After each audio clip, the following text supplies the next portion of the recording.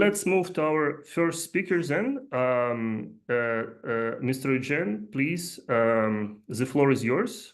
I'll be more than happy to help you, to assist you with the presentation. Thank you very much, Alex. Let me start with introducing myself. I am Eugene Rwibasira. I am a private consultant, and by background, I am an economic consultant. So I work with RCCDN, which is Rwanda Climate Change and Development Network. I have a presentation that I want to make. So can you go ahead? Go ahead. So my presentation outline includes introduction of RCCDN, its strategic objectives, the programs and projects that we do, challenges faced, like some that have been mentioned, the nature of partnership that is desired with this, with the members here on the platform, and then I make a conclusion. Go ahead, next. RCCDN is an NGO. It's a consortium of members that is registered in Rwanda, and we started our operations in 2017. We started with 26 members. Now the membership has grown to 76, and we operate in all the districts of Rwanda.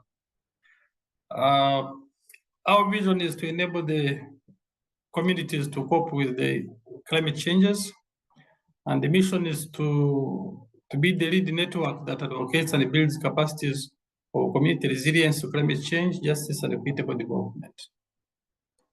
Next. So this is our structure as an NGO. We have a General Assembly that is supreme. Then we have our board members. In the General Assembly, we have the conflict resolution committee. Then we have audit committee. Then we have the board members. Then the coordinator under them. We have 3 departments, one in charge of finance, another one in research, then another in programs. Under the programs, then you find different projects that we undertake. Next. Maybe we can learn about the institution from these strategic objectives. One is our first role is to represent network members in national, regional, and international fora. As a network, we do the capacity building for our members and communities. Then we work on agroecological practices to foster climate change for development of agriculture. Then we integrate health in climate change, adaptation and mitigation. This is another component that we work on. Then we establish accurate documentation and research so that we can make advocacy. We do development and advocacy to influence policy changes. Then women and youth are our main partners in climate resilience strengthening. Next. These are the ongoing projects that we are working on today, with many more that are yet to come and others that have been concluded. There is one that is called Climate Just Communities, which builds community resilience in 3 districts through climate change mitigation and adaptation measures that works on rainwater harvesting, irrigation, agroforestry, and high-value crops promotion. Then we strengthen agriculture to enhance resilience of rural communities to the adverse effects of climate change, but all in this one for agricultural development. Then Guard Africa, whose aim is to ensure climate justice in Africa through empowering young digital activists to influence global decision makers to take action to ensure climate just communities. Social assistance. This is a project to relocate people that have been removed from the national park because of the expansion program that the government is having. This is just a pilot, that we want to see working, and this is being implemented by RCCDN. It works on portray agriculture through the greenhouses, and then we also work on ecotourism. Next. Public policy information monitoring and advocacy. This is aimed at public policy monitoring and assessment for community needs. This is where we use the scorecards so that the communities have a say in what they are being done for, and they are able to influence the policies. Restore degraded landscapes.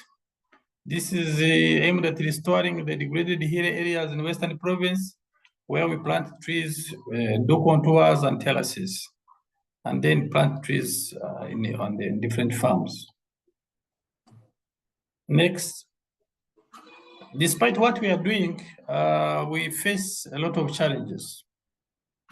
So here we are saying that with the current increased volatility in climate change effects, RCCDN is constrained by limited or absence of technology to enhance efficiency in its operations and outcomes.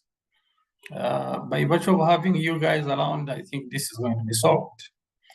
The absence of relevant positive environmental solutions to ongoing interventions because of the limited tools, technological tools that we apply.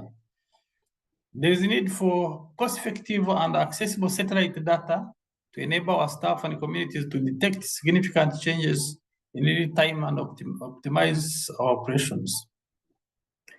The extension services that we offer to communities are not data-driven, as environmental monitoring is still a challenge, not only for the CSOs, but also concerned government agencies. Here, the CSOs, the civil society organizations, and the government also lacking the tools to monitor. And maybe when I talk about the possible partnerships, you will get to understand. In areas that practice irrigation, the pumps lack sensors for real-time water supply addition, and the addition of water is informed by physical inspection of water stress on plants due to lack of remote monitoring facilities for real-time actions. The soil moisture content levels are not easily. There's something that is covering my screen from your end, okay? So you cannot easily detect the soil moisture content unless you inspect physically. And therefore, adding water, you might be adding excess or less than the required levels in the soil. There is limited capacity to establish coordination, implementation, monitoring, and evaluation, and a follow-up framework and mechanism of all RCCDN 76 members, so that they can be able to execute their mandates and achieve the network goals. Next.